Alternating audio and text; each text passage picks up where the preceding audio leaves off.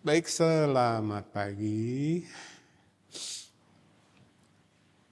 Kita akan mulai, lanjutkan ya. Jadi minggu lalu kita sudah mencoba menggali apa yang dipresentasikan, apa yang dinyatakan Allah sendiri di dalam firman-Nya, di dalam Alkitab. Nah, sekarang kita masuk ke ayat yang ke-6 ya. Yang kelima sudah selesai, panjang lebar kita bahas. Tapi intinya berkata bahwa Allah adalah terang. Itu ya ayat yang kelima. Jadi realitas ini disampaikan kembali kepada gereja mula-mula. Ingat, kamu ada di dalam terang.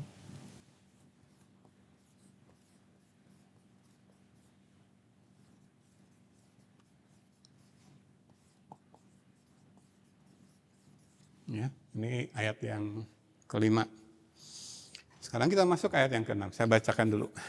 Jika kita katakan bahwa kita beroleh persekutuan dengan Dia, dengan Allah, namun kita hidup di dalam kegelapan, kita berdusta dan kita tidak melakukan kebenaran. Jadi dari bagian ini saya ingatkan, ya, keberadaan Allah yang adalah terang itu terimpartasi sehingga gereja hidup dalam terang. Dan agennya di masa gereja, di zaman gereja ini adalah Roh Kudus, Roh kebenaran. Ya, setelah Yesus membukakan lewat salibnya. Ya. Jadi kita ada di dalam terang. Nah, ayat ini berkata, jika kita katakan bahwa kita beroleh persekutuan dengan Dia, kita mengaku Kristen, setiap hari Minggu seperti ini kita pergi ke gereja untuk beribadah di gereja. Ketika kita mengakui, mengklaim semua itu, tetapi kita hidup di dalam kegelapan, kita sedang berdusta. Saya tuliskan di sini, kita ini berbicara tentang integritas loh. Kita manusia punya integritas enggak? Mereka yang mengaku Kristen, berarti Kristen tuh memiliki persekutuan dengan terang. Harusnya ya hidupnya terang gitu. Tapi kalau kita masih hidup dalam kegelapan, ya kita sedang berdusta. Dan ini loh ironisnya, coba jemaat renungkan, saya ajak untuk merenung sebentar.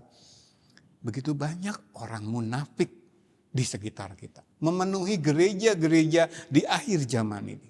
Mengklaim Kristen, ibadahnya lompat-lompat. Loh katanya Allah kudus. Ada satu video yang agak ironis saya saksikan. Philip Mantopa, ingat kan? Terkenal. Dia berbicara dalam satu event tentang kekudusan. Begitu saya lihat sekilas video yang diposting di YouTube, waduh, gaya pujiannya kayak konser musik rock. Ini yang saya katakan ironis gitu. Pemimpin rohani berbicara tentang kekudusan tanpa mengerti apa itu kekudusan. Saya selalu katakan, Alkitab memberikan preseden itu peristiwa yang dicatat dalam sejarah, yang memang dicatat untuk dijadikan contoh. Dan Alkitab begitu banyak memberikan preseden ketika tokoh-tokoh Alkitab, orang-orang percaya, umat kudusnya Allah, berjumpa dengan sekedar bayangan dari Allah yang Maha Kudus, mereka tersungkur. Tidak ada pikiran untuk lompat-lompat. Begitu ya. Padahal yang sedang dibahas oleh pemimpin rohani mereka adalah tentang kekudusan. Lihat ironi ini dalam gereja zaman sekarang. Penuh dengan manusia-manusia munafik. Mengaku ada dalam persekutuan dengan Dia yang adalah terang, tapi hidup dalam kegelapan. Dan saya mau katakan kebenaran Alkitab. Kalau gaya ibadahnya saja tidak ngerti apa itu kudus, jemaat bisa bayangkan para orang Kristen ini menjalani kehidupan mereka. Sehari-hari, pergaulan, rumah tangga, keluarga, pekerjaan, usaha, karir politik, mungkin lain sebagainya. Sedangkan dalam ibadah yang kata mereka ada dalam hadirat Allah Maha Kudus, mereka malah lompat-lompat. dengan gitarnya di panggung. Wih, serem saya lihatnya benar. Sedangkan ketika, kembali ya saya ajak sedikit, saat Bait Allah Salomo ditahbiskan, imam sampai tidak kuat berdiri karena hadirat Allah ada di tengah-tengah mereka. Bayangkan kalau imam saja, pemimpin rohani, tidak kuat berdiri lalu tersungkur akibat hadirat Tuhan. Para pemain musik kira-kira gimana? Apa asik? Ya, coba renungkan sebelum saya bawa ke ayat ini. Kalau gaya ibadah saja seperti itu di gereja, kira-kira mereka menjalani kehidupannya dalam terang tidak? Padahal mereka mengaku Kristen. Kristen itu ada dalam persekutuan loh dengan Dia yang adalah terang. Ingat ya, ayat 5 itu menyatakan dengan tegas Allah terang. Kalau kamu hidup dalam terang, bisa melihat Dia yang adalah terang. Saya selalu ulang-ulang di sesi sebelumnya. Kalau kita hidup dalam terang, kita pasti bisa membedakan mana siang, mana malam. Gak mungkin gak bisa gitu. Orang yang nalarnya sehat, masa sih gak bisa membedakan terang sama gelap, siang sama malam. Ya. Coba perhatikan lagi ayat ini. Jika kita katakan bahwa kita beroleh persekutuan dengan Dia, namun kita hidup dalam kegelapan, jemaat tahu nggak kata hidup di sini? Saya ingin lihat versi NASB ya. If we say that we have fellowship with Him and yet walk in the darkness, we lie and do not practice the truth. Jadi we lie. If we say we have fellowship with Him, memiliki persekutuan dengan Allah yang adalah terang, and yet walk in the darkness. Jadi kata hidup di dalam Alkitab bahasa Indonesia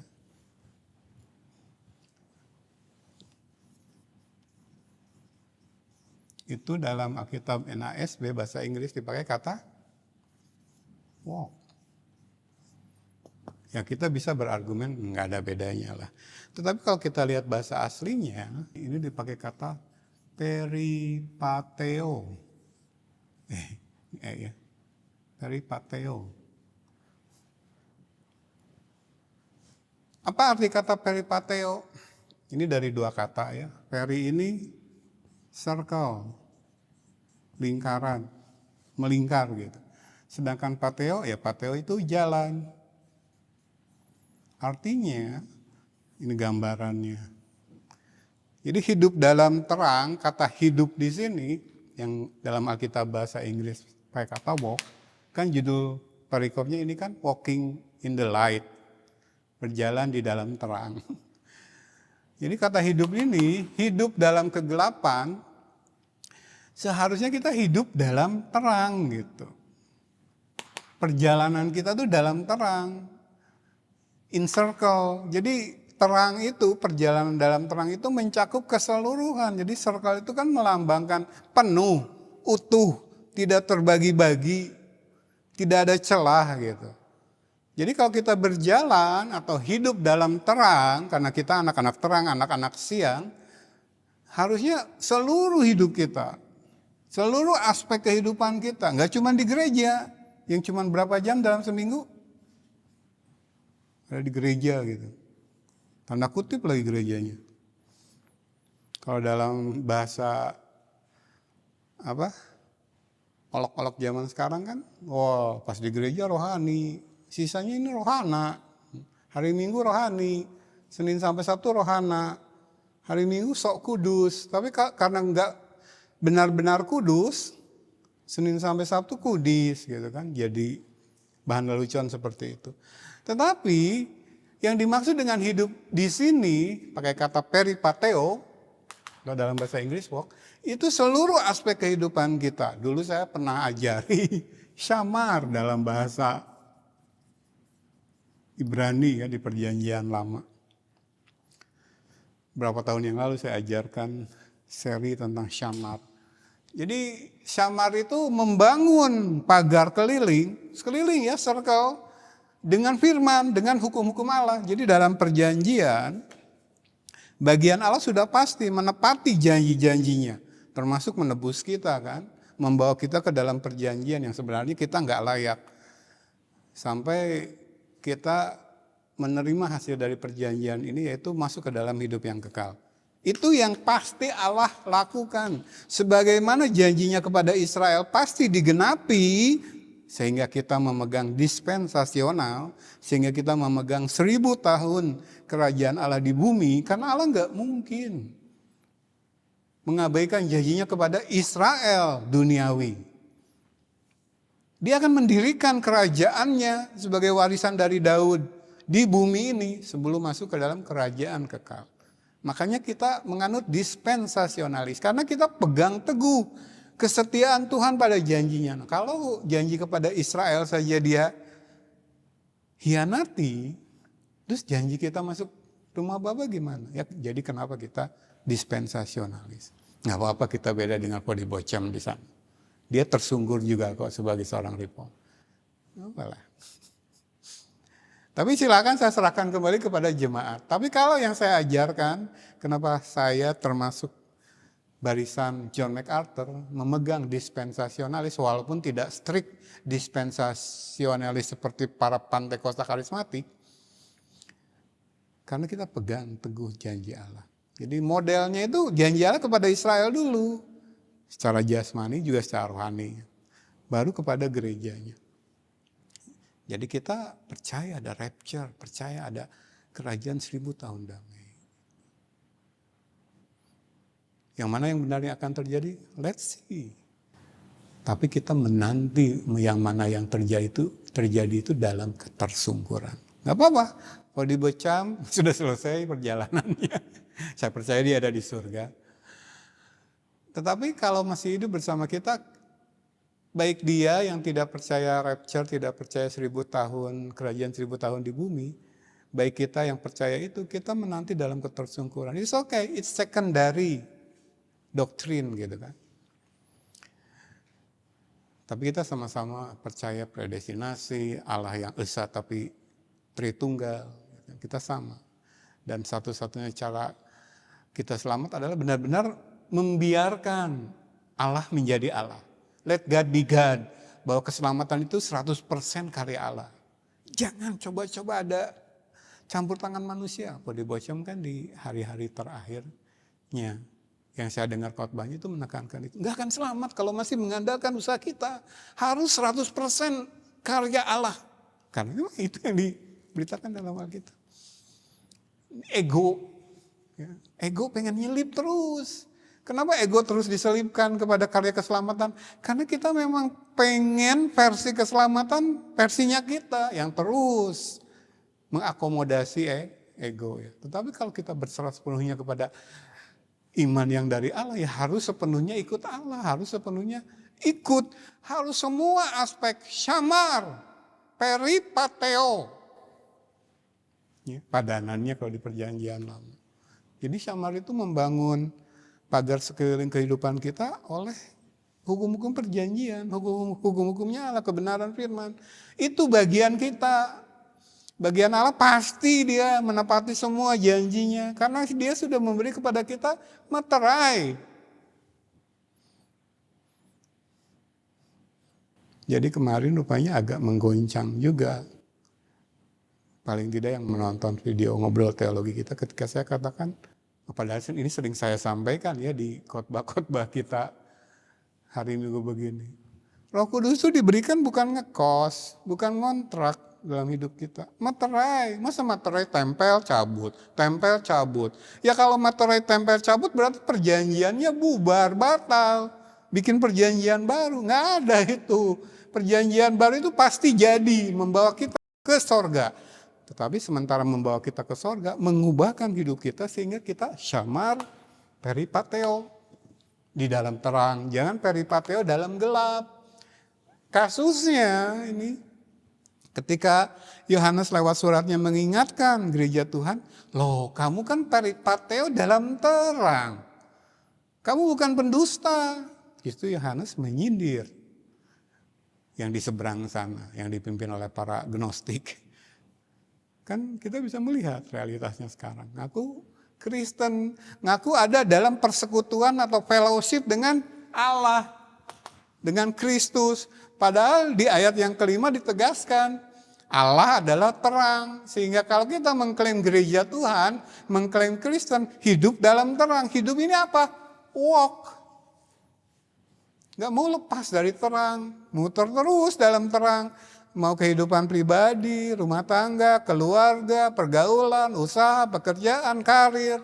Kalau berpolitik pun tetap walk in the truth, in the light. Syamar, kita sudah pagari. Iblis gak punya celah. Nah kalau kita hidup dipagari oleh hukum-hukum Allah, syamar, kita tersungkur, kita terus melihat kebesaran Allah sehingga gak ada celah untuk ego naik lagi. Apalagi mamon. Mamon itu kalau kita naikkan, ego kita yang menaikkan. Sekali lagi ya, pilihan kita loh. Yang bertata di hati, Yesus atau mamon itu. Silakan. Itu free will Anda bekerja. Tapi kalau Anda sudah lahir baru, sekali-kali sempat muncul tanda tanya, tetap akan kembali kepada firman. Nah, sudah dikelilingi oleh pagar. Dan memang Anda berjalan di dalam pagar. Gitu. Lihat ya. Sejak perjanjian lama tuh Allah mengajarkan demikian. Umat Tuhan tuh harus seperti itu. Baik lewat syamar maupun lewat peripateo. Jadi hanya dengan syamar peripateo tapi dalam terang kita bisa tersungkur terus. Nah, jadi mengingatkan Yohanes kepada jemaat yang ada dalam asuhannya bahwa kenapa sih bisa ditimbulkan tanda tanya oleh mereka yang mengaku ada persekutuan dengan Allah tapi hidup dalam gelap. Mengakunya punya urapan khusus. Coba jemaat nalar sehat lah ya. Nalar sehat dulu. Ketika seorang mengklaim sesuatu kan check and recheck. Betul tidak? Sedangkan dalam obrolan umum saja, dalam setiap WhatsApp grup yang saya ada di dalamnya, gabung, kalau ada yang ngepost satu berita yang gak jelas gitu, kecuali jelas kan dari Tempo, misalkan dari Kompas, itu kan sudah jelas sumbernya, kita tinggal recheck. Tapi ada yang gak jelas gitu, klaim ini atau posting ini, saya selalu kasih respon, Pak atau Ibu, cek and recheck dulu sumbernya, coba posting yang lebih lengkap gitu. Karena saya pun demikian, kalau posting sesuatu berita lah katakan di WhatsApp grup. Nalar sehat begitu kan. Nah sekarang kalau ada hamba Tuhan tiba-tiba naik mimbar. Kemarin saya dibawa Yesus ke sorga. Coba nalar sehat dulu jalan. Ini sesuatu yang rohani. Mungkin kita tidak bisa memverifikasi berita atau klaim yang naik mimbar ini secara sekuler gitu. Mencari di mana bukti-bukti seorang pernah ke sorga. Emang kelihatan seperti Musa turun dari Gunung Sinai wajahnya bercahaya. Ini bukan cahaya wajah dia, itu lampu kerlap-kerlip di atas dia. Gereja sekarang kan begitu. Dari mana kita menguji bahwa dia benar-benar dari sorga? Nah, kita mengajarkan tidak ada yang ke sorga lalu balik lagi selain Yesus. Cuman dia satu-satunya, karena dia memang berasal dari sana. Tapi manusia tidak ada yang begitu. Tidak ada manusia yang ketemu Allah. Kita mengatakan Allah sendiri. Kecuali nanti, di akhir kehidupan kita, orang percaya. Kita kalau nalar sehat jalan saja, menerima satu berita tertentu, kita check and recheck. Gitu. Nah kalau orang percaya gimana? Nah Yohanes mengingatkan kepada gereja Tuhan, gereja mula-mula, kamu udah hidup dalam terang. Kerjaan kamu tinggal dalam pengajaran yang sehat dan sistematis. Kamu peripateo, berjalan dalam terang. Kamu sudah mengelilingi hidupmu dengan hukum-hukum Allah, syamar. Masa masih terpengaruh dengan mereka yang justru mengaku, konteks para gnostik ini ya, dan pengikutnya. Ada persekutuan, fellowship dengan dia, tapi hidup dalam kegelapan. Bisa kok kita lihat.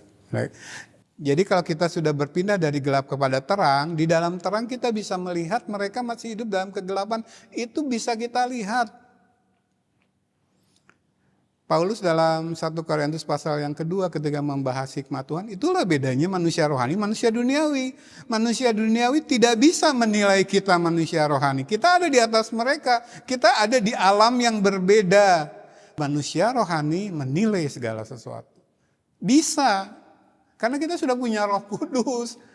Tapi kita tidak menghakimi dengan standar kita ya. Ini bedanya menghakimi dengan menilai. Kalau menilai itu karena kita sudah punya firman, kebenaran, maka kita bisa mengidentifikasi yang salah-salah. Karena kita sudah punya firman, sudah hidup dalam terang, sudah peripateonya dalam terang, sudah memagari hidup kita dengan firman Tuhan, kebenaran. Pengetahuan akan kebenaran. Nah, dengan itu kita bisa mengidentifikasi yang salah-salah. Itu kan yang Yohanes juga katakan di suratnya. Pengurapan itu tetap ada, kamu tahu. Bahkan mereka yang mengaku Kristen tapi sebenarnya tidak pernah benar-benar Kristen. Buktinya ya sekarang mereka ada di sana di seberang. Yohanes menunjuk kepada para nabi palsu dan pengikutnya, para guru palsu dan pengikutnya. Mungkin dulu mereka mengaku sama-sama bagian dari kita. Tapi nyatakan sekarang bahwa mereka tidak sungguh-sungguh bagian dari kita. Dan karena pengurapan yang tetap ada dalam diri kamu, kamu tahu. Coba logika sederhana. Masa sih Allah di dalam kita nggak ngasih tahu tentang sesuatu yang salah di luar sana? Walaupun dahsyat ya dengan tanda-tanda ajaib dan mujizat. Makanya kita nggak terlalu tertarik lagi dengan KKR, terjadi mujizat kesembuhan. Saya cuman berkata dalam hati, oh puji Tuhan, selamat saja yang mengalami mujizat. Mudah-mudahan membawa mereka kepada hal yang rohani gitu kan. Selalu begitu. Tapi kan kita tahu, kebanyakan klaim-klaim mujizat di KKR itu bukan dikerjakan oleh Allah yang benar. Karena kalau mujizat dikerjakan oleh Allah yang benar, pasti membawa kepada iman yang benar. Kepada pribadi Allah dan firman-Nya. Bukan sekedar ingin dikenyangkan oleh mujizat itu. Ingin disembuhkan oleh mujizat itu. Nah, kalau kita punya Roh Kudus pastilah ngasih tahu. Ngasih taunya lewat mana? Nah ingat, Yesus berkata, Roh Kudus tidak akan berkata-kata dari dirinya sendiri. Dia hanya akan menyampaikan apa yang sudah disampaikan. Ya kita hidup dalam pengajaran gitu. Jadi belajar lagi, tahu lagi yang salah. Belajar lagi, tahu kebenaran, tahu lagi yang salah. Begitu. Ya. Kita akan tahu kok tentang mereka yang berdusta dan tidak melakukan kebenaran. Peripateonya dalam ketidakbenaran, dalam gelap, di malam hari. Kasakusuk terus. Jadi ini membedakan integritas antara orang percaya yang berjalan dalam terang dan ini yang pura-pura. Kan yang berbahaya tuh justru yang seperti ini. Makanya saya tuh lebih respect biasanya yang orang kegelapan yang terus terang saya dalam gelap gitu. Bukan berarti mereka bakal selamat, tapi paling tidak dalam relasi sosial saya lebih respect kepada mereka daripada para munafik. Berlagak Kristen, tapi mereka membawa orang-orang yang masih lugu, katakanlah pindah dari agama lain atau baru mengenal kekristenan kepada kekristenan yang salah. Yesus katakan mereka menutup pintu-pintu kerajaan sorga. Dan Yesus katakan di teks lain, untuk orang-orang yang seperti ini, apa yang harus dilakukan? Ikat batu kilangan ke lehernya, ceburkan ke laut. Mereka itu harus ditutup mulutnya. Teks lain dalam Alkitab, bukan saya ya. Nanti Dhani nggak punya kasih. Ayat Alkitab yang saya perkatakan. Karena mereka telah membuat kehidupan banyak keluarga Kristen tidak tertib. Bukannya oikonomia yang dibangun, tapi anomia. Begitu ya. Jadi bagan ini saya tampilkan dulu dalam penjelasan ayat yang ke-6. Karena begini, kalau ada mengaku dalam fellowship dengan terang, ya kamu hidup dalam terang. Warna merah ini ya. Darah Yesus, karya salib sudah menebus gitu. Dan kita akan tahu mereka yang mengklaim ada persekutuan dengan dia, ngaku Kristen kalau zaman sekarang, tapi hidup dalam kegelapan. Nah kita nggak mungkin berdusta, nggak ada dusta di antara kita yang hidup dalam terang. Ini berbicara tentang integrity. Berasal dari kata integral, integer. Tahu kan bilangan integer? Dulu belajar waktu SMA. Integer itu bilangan bulat. Bilangan bulat itu kebalikannya bilangan apa? Pecah. Ingat ya, pelajaran matematika dasar. Integer. Bilangan bulat. 1, 2, 3, bilangan bulat. Nah ini lawannya pecahan. Fraction. 1,3, 2,7 itu pecahan. Nah hidup kita kalau punya integritas itu bulat. Apa yang di dalam itulah yang keluar. Kalau dalamannya terang, terlihatlah bersinarlah terang. Kamu adalah terang dunia kata Yesus. Kalau aku mengklaim aku adalah terang dunia, aku adalah terang, maka itu terpancar gitu kan. Ketika aku datang, gelap nyingkir gitu kan. Dan ketika aku datang, yang kotor-kotor kelihatan. Kamu adalah terang. Kamu sudah hidup dalam persekutuan dengan dia. Dia adalah terang, sumbernya terang yang sekarang kamu punya.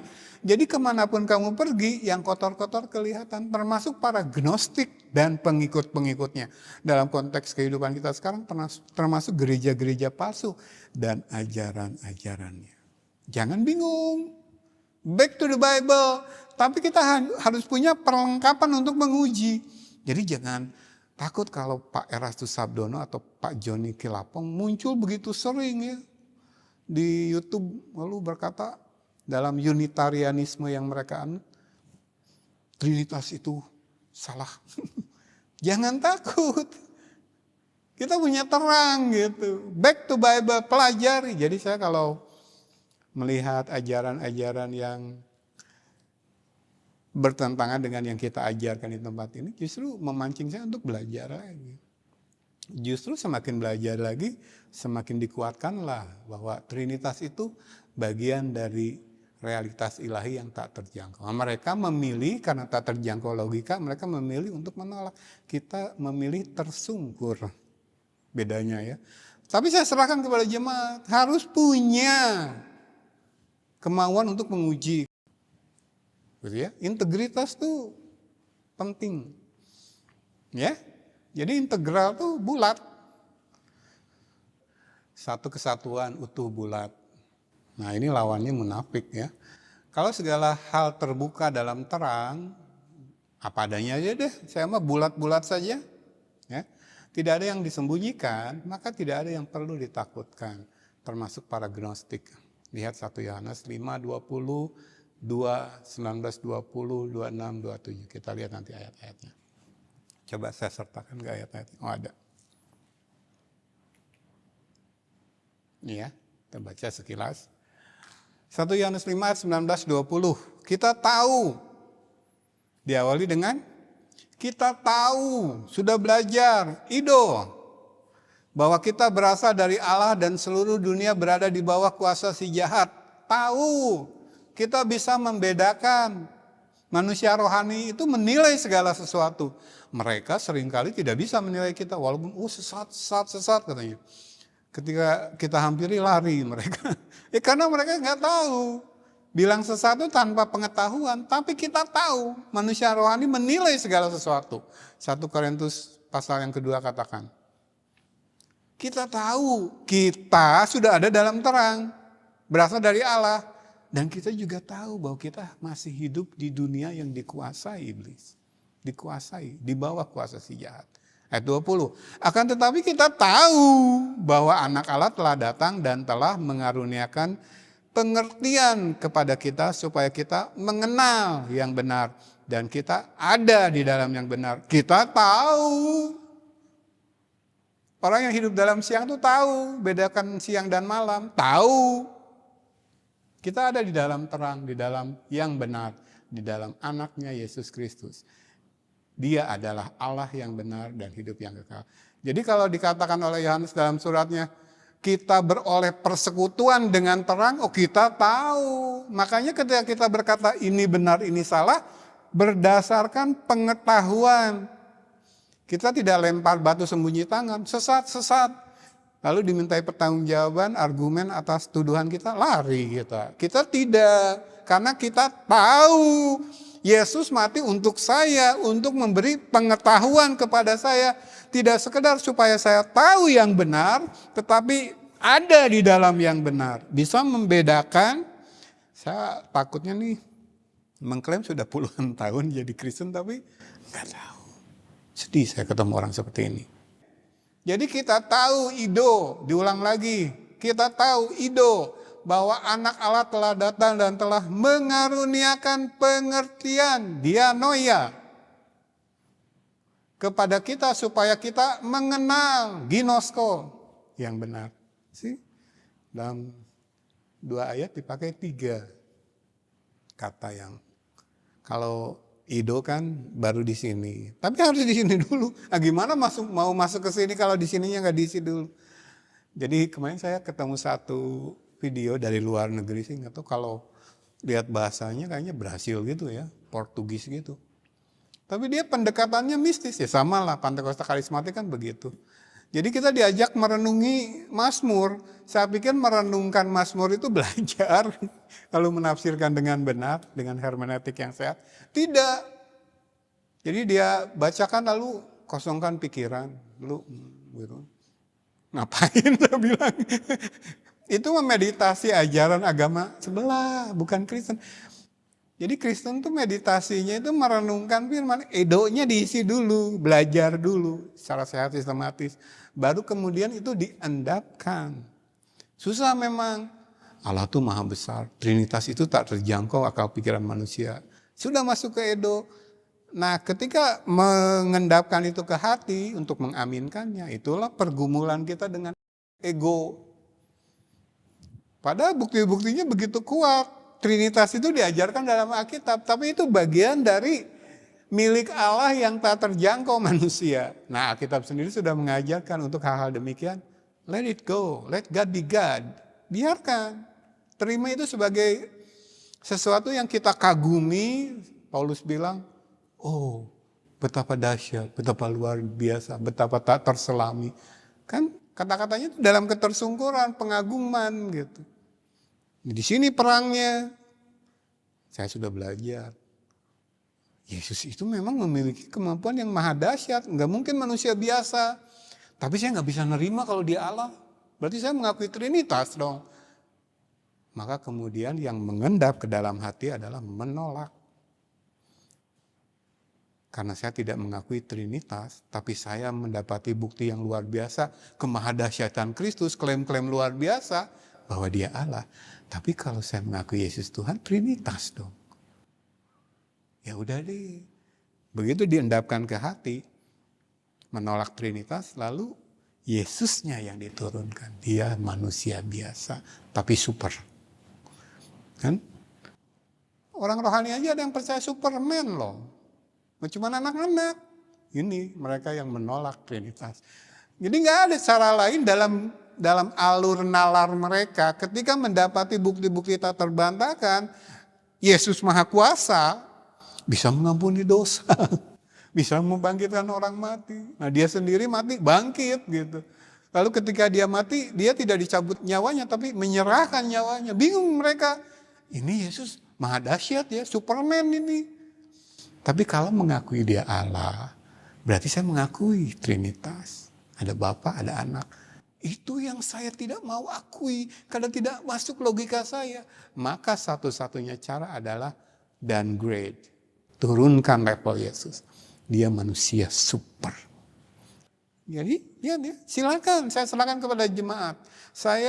Tugas saya sebagai pemimpin rohani, instruktur, membekali dengan kemampuan menguji. Ini akan menjadi urusan Anda langsung dengan Tuhan. Ketika menangkap sesuatu yang di luar logika, mau menolak atau mau tersungkur. Begitu ya. Jadi ada ido, diulangi ido, lalu dianoia, lalu ginosko. Berikutnya, 1 Yohanes 2 ayat 19 dan 20. Memang mereka berasal dari antara kita. Tadi sudah saya singgung ya. Memang mereka berasal dari antara kita. Oh dulu memang sama-sama bergereja. Kita anggap sama-sama Kristen lah gitu kan. Tetapi mereka tidak sungguh-sungguh termasuk pada kita. Wah Kristennya ternyata belum dilahirkan kembali. Sebab jika mereka sungguh-sungguh termasuk pada kita, niscaya mereka tetap bersama-sama dengan kita. Tetapi hal itu terjadi supaya menjadi nyata bahwa tidak semua yang mengklaim orang Kristen adalah Kristen yang benar. Bahasa saya dalam konteks zaman sekarang. Tapi ini kalimat yang benar dari ayat ini. Tetapi hal itu terjadi memang cara Allah memfilter, menyeleksi, memisahkan supaya menjadi nyata. Ya. Bahwa tidak semua mereka sungguh-sungguh termasuk pada kita. Masih ada orang Kristen yang marah jika saya berkata tidak semua Kristen adalah Kristen. Sama seperti Paulus berkata zaman itu. Yang saya yakin pasti bikin marah juga orang Yahudi. Tidak semua keturunan Abraham adalah keturunan Abraham. Paulus katakan. Coba saya kasih PR jemaat cari ayatnya. Paulus sendiri berkata tidak semua keturunan Abraham adalah Yahudi. Marah orang Yahudi.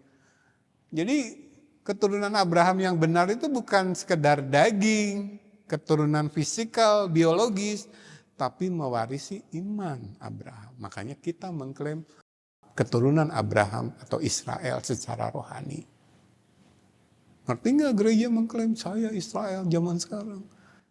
Lalu masih peripateonya dalam gelap. Gimana nih? Udah secara biologis bukan keturunan Abraham, secara rohani mengklaim, nah hidupmu muter-muter dalam gelap terus. Tapi sebenarnya kalau merenungkan secara sungguh-sungguh tuh sedih.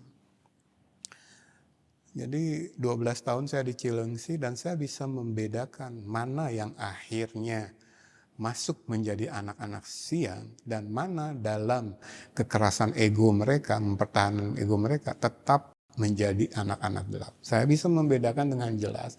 Dan sebenarnya kalau masuk ke dalam perenungan begitu kan saya menangis di hadapan Tuhan. Mengapa 12 tahun dilewatkan, disia-siakan? Jadi jangan anggap remeh ya kekuatan ego. Iblis cuma memanfaatkan celah yang kau buka ketika kau tunduk kepada ego. Tapi orang yang kemudian mau mengikuti instruksi bimbingan datang kepada Yesus, dia sudah jadi anak terang. Gak banyak hitungannya menggenapi nubuatan Yesus sendiri. Tapi kalau masuk ke dalam perenungan seperti ini, sedih saya. Ya. Lanjut. Ayat 20 ya. Tetapi kamu telah beroleh pengurapan dari yang kudus. Roh Kudus ya. Dan dengan demikian kamu semua mengetahuinya. Jadi kalau Paulus menuliskan dalam suratnya 1 Korintus pasal yang kedua. Yang dari pasal pertama membicarakan Kristus sebagai hikmat Allah. Dia katakan dengan tegas, loh manusia rohani menilai segala sesuatu. Ini saya perkatakan kepada pendeta lain marah. Sombong gitu. Gimana bilang sombong? Kalau dengan perkataan itu Anda menuduh saya sombong, berarti Anda menuduh Paulus sombong, lalu menuduh Kristus sombong. Ini Allah sendiri menuliskan dalam firman. Percaya nggak yang ditulis di sini sabda Allah? Manusia yang menulis tapi oleh dorongan Roh Kudus, ilham Allah. Percaya nggak? Kan Kristen kebanyakan nggak percaya, bahkan Anda pendeta nggak percaya. Ini bukan kata-kata saya. Coba baca, buka 1 Korintus pasal yang kedua. Manusia jasmani tidak berhak menilai karena dia sudah menilai hikmat ilahi sebagai kebodohan. Tapi kita karena memiliki roh Allah, memiliki pikiran Allah lewat Allah yang ada di dalam diri kita, manusia rohani menilai segala sesuatu, tapi tidak dengan standar kita. Saya menilai segala sesuatu tidak oleh standar Dani. Karena hidup Dani sekarang bukan milik Dani, tapi Allah dalam diri saya. Maka saya menilai segala sesuatu dengan hikmat Allah. Jadi sesuatu saya katakan benar karena kata firman Allah benar. Sesuatu saya katakan salah karena firman Allah katakan salah. Gitu. Kalau sekarang Anda menuduh saya menghakimi, Anda sedang menuduh Allah. Ini penghakiman Allah yang saya sampaikan, bukan menurut standar saya. Maka dikatakan oleh Yohanes, karena telah beroleh pengurapan dari Yang Kudus yang akan tetap ada di dalam kamu,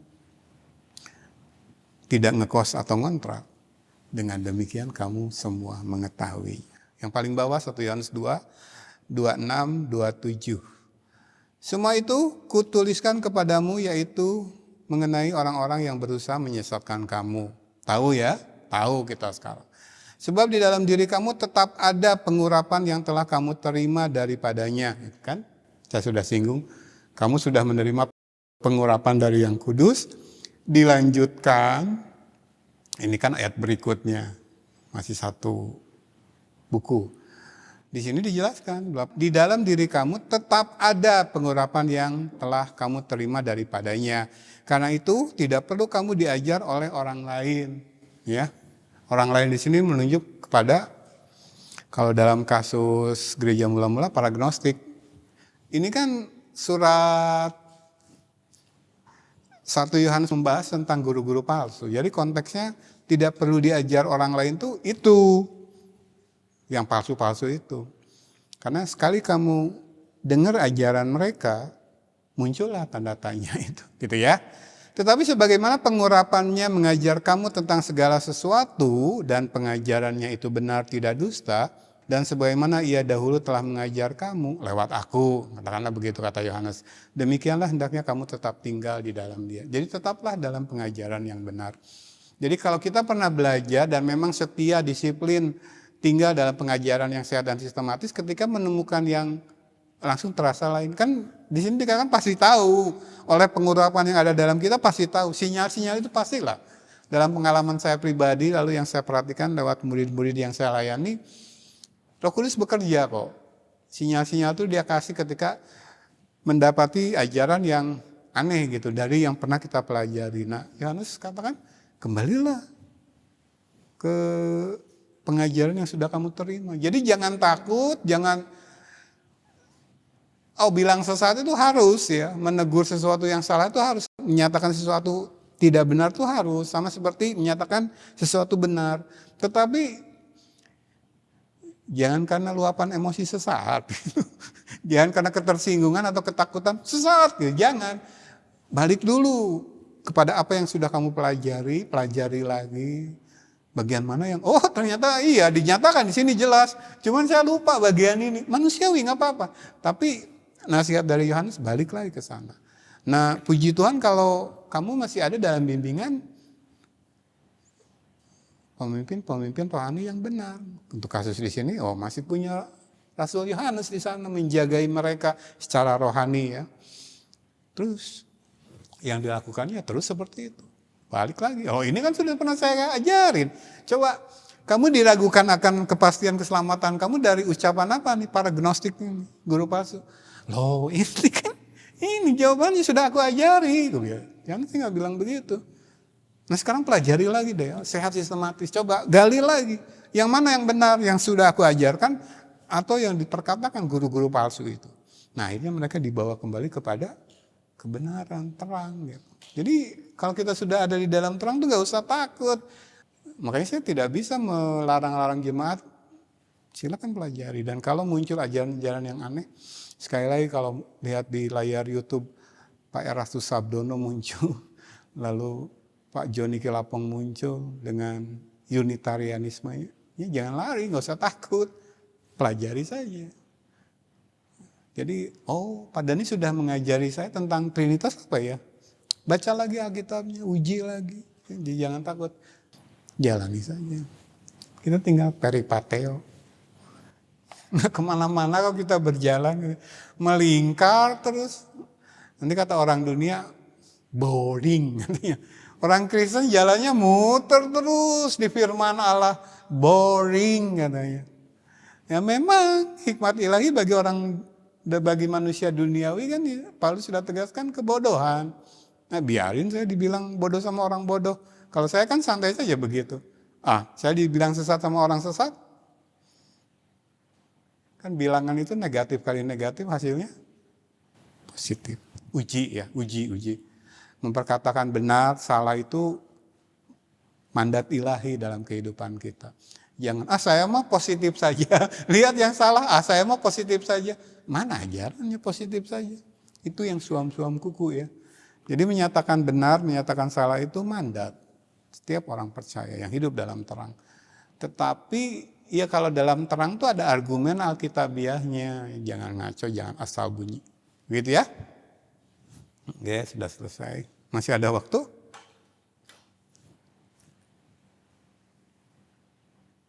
Nah ya, ini sudah kita baca.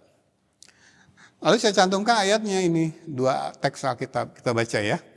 1 Timotius 1 ayat 5, 6, 7. Tujuan nasihat itu ialah kasih yang timbul dari hati yang suci, dari hati nurani yang murni, dari iman yang tulus ikhlas. Coba endapkan dulu 3 kata ini. Ditegaskan iman Kristen itu harus seperti itu. Orang yang peripateo dalam terang itu seperti itu. Suci, murni, tulus ikhlas. Nggak bengkok, nggak ada agenda lain gitu. Selain menyatakan kebenaran.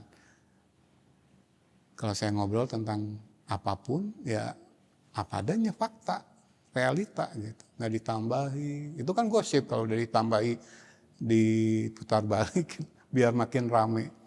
Ya, saya bacakan sekali lagi. Tujuan nasihat itu ialah kasih yang timbul dari hati yang suci, hati nurani yang murni, dan iman yang tulus ikhlas. Nasihat itu nasihat yang mana? Nah kita sudah belajar ya, 1 Timotius pasal yang 1. Ini sedang berbicara tentang oikonomia, tertib hidup keselamatan. Di mana di dalamnya kita berjalan dalam terang, memagari hidup kita dengan kebenaran firman, hukum-hukum Allah. Jadi oikonomo itu oikos, tinggal, hidup, diam, stay dalam nomos, hukum-hukumnya Allah. Itu yang akan memberikan kepada kita nasihat, membangun kita. Sehingga dalam diri kita didapati apa? Kasih yang timbul dari hati yang suci, hati nurani yang murni, iman yang tulus ikhlas. Hati suci, hati nurani murni, iman yang tulus ikhlas. Nah kebalikannya ayat 6, tetapi ada orang yang tidak sampai pada tujuan itu dan yang sesat dalam omongan yang sia-sia. Mereka itu hendak menjadi pengajar hukum Taurat tanpa mengerti perkataan mereka sendiri dan pokok-pokok yang secara mutlak mereka kemukakan.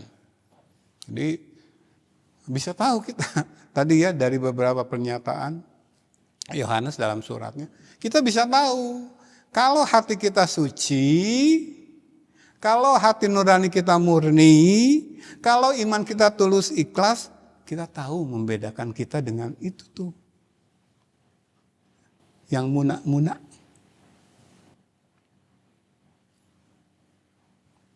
Karena mereka memang tidak tinggal dalam oikonomos, tertib hidup keselamatan.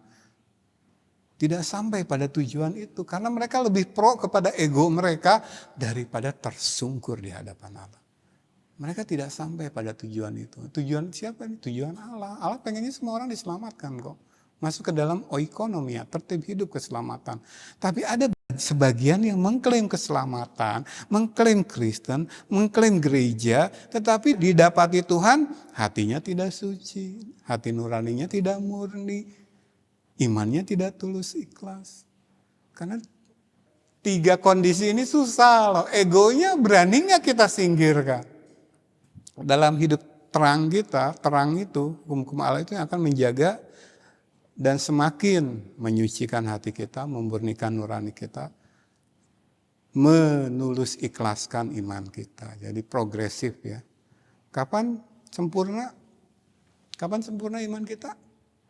Ketika bertemu dengan Tuhan. Seumur hidup di dunia ini kita gelut terus dengan ego. Nah ada yang mengklaim Kristen Paulus katakan di sini kepada Timotius. Ada nih orang-orang yang mengaku Kristen tapi yang mereka nggak mau. Hatinya disucikan, nuraninya dimurnikan, imannya bergerak menuju ketulus ikhlasan. Mereka nggak mau. Kenapa? Karena begitu banyak omong kosong mereka biarkan hadir dalam kehidupan mereka.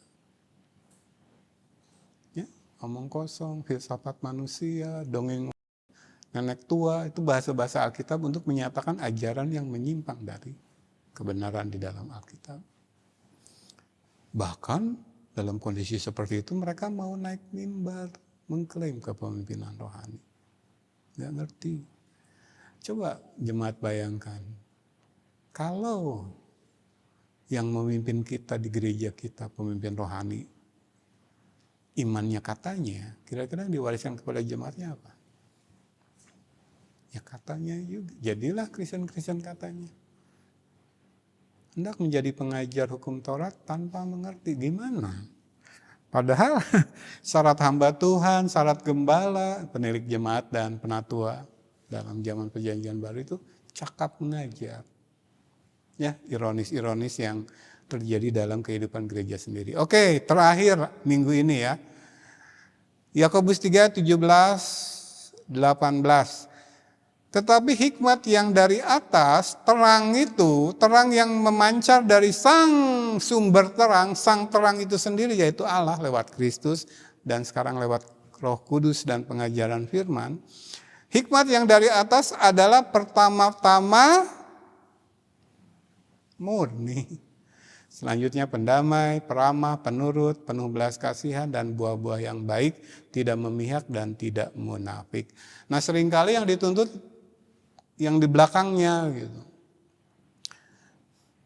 Yang pertama-tamanya justru diabaikan. Sehingga ketika ada hamba Tuhan yang mencoba menekankan yang pertama-tama dulu, ini yang terpenting, supaya ini lahir, wah nggak ramah nih, pendetanya nggak ramah.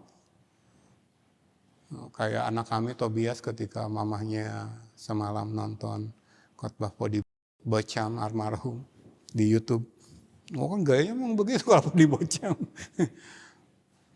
Oh marah-marah katanya. Kenapa khotbahnya? Ditanya sama mamahnya dipancing. Marah-marah begini. Khotbah marah-marah. Terus lucu jawaban anak kami Tobias ke mamahnya. Ya kayak seseorang yang ada di samping saya katanya. Itu menyindir saya. Dia lihat gaya saya juga seperti itu. Ya saya memang kalau menyampaikan hal-hal yang pertama-tama ini seperti itu. Itu kan gaya khotbah untuk menekankan betapa pentingnya. Dan saya tidak peduli kalau karena itu saya kemudian dituduh tidak peramah, tidak ada belas kasih, dan lain sebagainya. Coba kalau menyampaikan berita, penginjil itu, pembawa kabar baik itu kan ada banyak pemahamannya. Nah, salah satunya kan seperti reporter yang melaporkan kejadian apa adanya gitu kan. Jadi kisah kehidupan Yesus diberitakan apa adanya. Coba kalau jemaat, saya tanya kalau jemaat menilai seorang reporter, wartawan melaporkan peristiwa, suka wartawan yang menyampaikan apa adanya walaupun kejadiannya menyesakan dada gitu, menyakitkan, mendukakan, atau senang reporter atau wartawan yang ini mah gak akan laku berita kayak gini mah, saya pelintir dikit Tidak ada korban jiwa, padahal ratusan ribu. Coba, saya tanya jemaat, nalar sehatnya jalan. Milih reporter yang seperti apa? Sama, menilai pengkhotbah pun harus seperti itu. Pengkhotbah itu dinilai dia yang pertama-tama, yang utama, murninya itu. Murni gak dia sampaikan? Wah, tidak 100% lagi. Ternyata kadar Alkitabnya cuman 1%, bahkan 0, sekian persen. 99, sekian persen itu opini pribadi, kesaksian, joget-joget, nyanyi-nyanyi, ilustrasi, cerita sana sini. Nah ketika 0, sekian ngambil Alkitab pun ditafsirkannya melenceng, tidak kontekstual, tidak sehat dan tidak sistematis. Coba menilai mana? Terus kenapa pengkhotbah seperti kami yang ingin menyampaikan yang dari atas itu murni, Jadi madunya itu benar-benar dari sarang gitu, nggak saya campurin gula, nggak saya campurin air atau zat lain. Malah dimarahi, malah dibenci, malah dituduh tak punya kasih. Tapi itulah realitas kekristenan zaman sekarang. Silakan ya. Jadi uji. Ayat terakhir ayat 18, dan buah yang terdiri dari kebenaran ditaburkan dalam damai untuk mereka yang mengadakan damai. Sekali lagi saya bacakan yang saya kasih warna kuning. Kebenaran ditaburkan dalam damai. Ya. Ini silakan baca di rumah, saya sertakan Yesaya 32 ayat 17 berkata, di mana ada kebenaran, di situ akan tumbuh damai sejahtera. Lalu Yohanes 14 ayat 27 perkataan Yesus sendiri, damai sejahteraku tidak sama dengan yang diberikan dunia. Karena di sana ada kebenaran. Ya, jadi kalau jemaat gereja sekarang kumpul-kumpul kelihatan penuh damai sejahtera, tapi tidak ada pengajaran firman yang benar, yang murni, yang dari atas itu yang pertama-tama murni. Yang penting ramah tamah katanya. Yang penting ramah tamah. Peduli amat. Murni apa palsu gitu. Jadi lihat, damai, kelihatan damai kan? Gereja tanda kutip sekarang, jemaat tanda kutip, orang Kristen tanda kutip sekarang kalau ngumpul-ngumpul hari Minggu begini kelihatan, waduh, sebenarnya dari sisi situnya saya suka, ya memang harus begitu. Tetapi kalau yang utama, yang pertama-tama diabaikan, ya percuma. Itu yang saya selalu katakan, itu damai sejahtera dunia gitu.